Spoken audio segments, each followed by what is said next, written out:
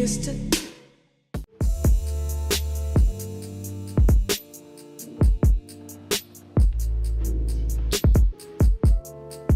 So the reason why this topic could or has the potential to be really controversial is because we're talking about a topic that affects a lot of people and affects a lot of individuals, including animals that are used for recreation, whether they're used for sport. We're talking about a huge scope here, and I already know it's going to be controversial, and I already know that people are going to find it difficult to hear some of the things that I'm going to suggest or allude to.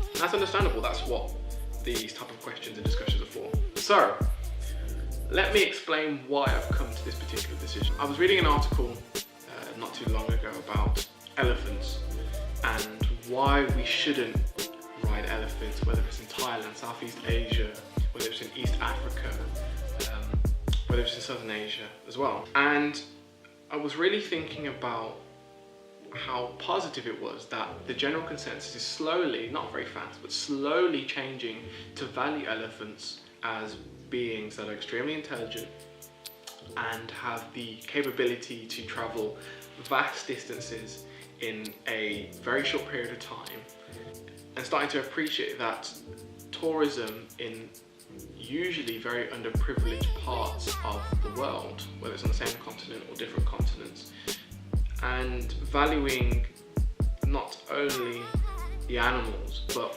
their physiological constraints, parameters that they should be part of. And there's thousands and thousands of research articles that follow this and help us support this image that animals, particularly elephants, but other animals as well, are not built or are not enjoying or are not capable, or for whatever reason they shouldn't be ridden, because the arguments are building up that this is not part of their genetic code or how they're comprised or built together.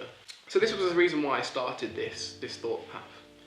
But then I started to extend this argument to things closer to home, because I always like to make sure that I'm being consistent throughout the whole process. And we think about how animals, that we have this word called domestication. Now, for people who don't know, domestication with relation to animals is particularly centered on things like selective breeding in particular, and how we humans have molded and changed animals in particular, and animal bloodlines and familial lines and genetic lines to be more suited to the needs that we have. In particular, dogs, for example. Dogs are a perfect example of domestication and selective breeding. Very simple explanation, but that's all you need to know. I can leave a better description in the description below. So when we're talking about domestication and selective breeding, we have dogs.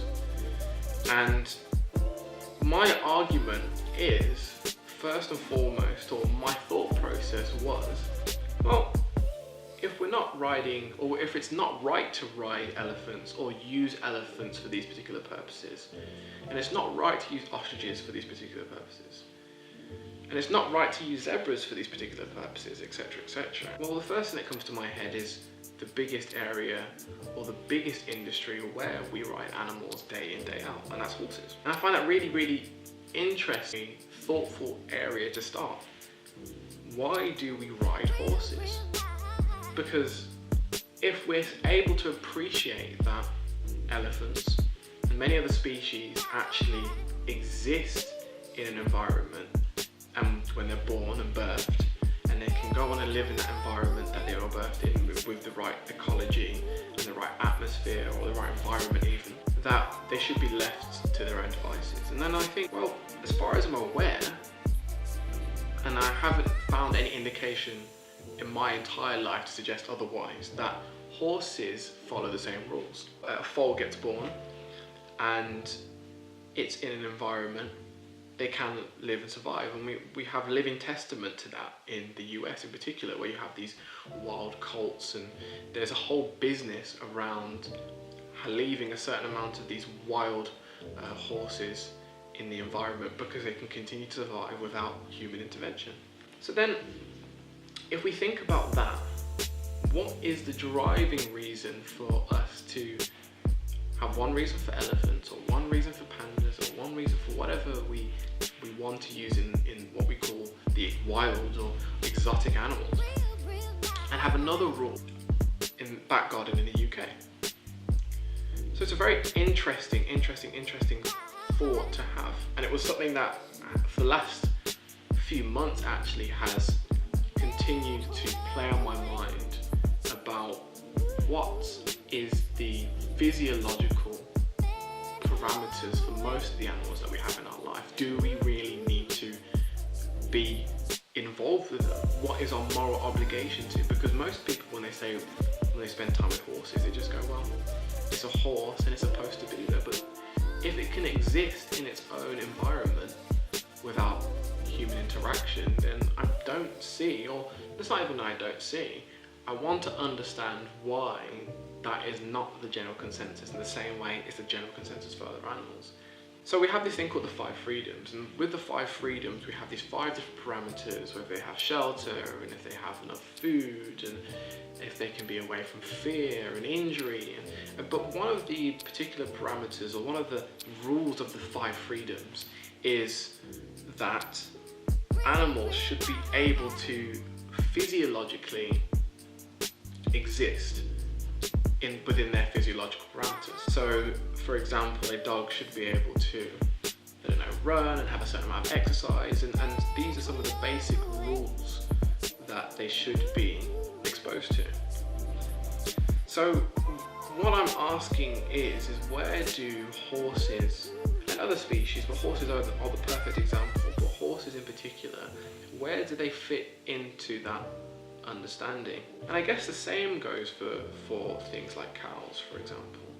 Where do they fit within the understanding that how we interact with them is necessarily physiological? Because when you get a wild horse, or even a young foal, and you're trying to break it in, there is a process. And I'm not a horse person, but these are similar personal accounts from my own time spending around horses, as I have to as part of my veterinary experience and my degree, but also from time listening to horse people. And I think there's one interesting connection, or lack of connection, which is confusing to me, and it is this idea that horses are physiologically within their parameters to do what they want, but also within the idea of the human parameters and the forces that are exerted on them by humans. So that is one very interesting question. But then I started to think some more as I do, and when we talk about that, we can extrapolate his argument to dogs. Many different breeds, many different uses. Some of them are less so common, some are for looks, some of them for work dogs. There's thousands of reasons and that's the reason why we have thousands of different breeds. So when we talk about thousands of different breeds of dogs, we could have this argument about which dogs count that they're within their physiological parameters and which ones not, which ones need human intervention and which ones don't. And I think the question lies on possibly many levels. So we need to start having these discussions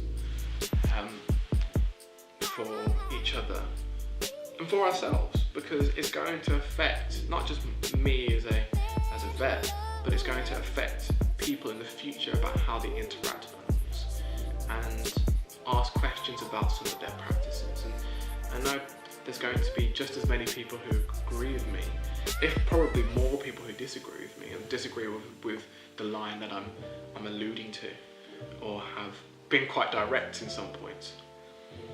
But it's something worth discussing, and that's all I'm trying to do here. But apart from that, discuss, like, and hopefully I can push out some more videos in the near future and discuss more topics with you. But like, subscribe, and ciao.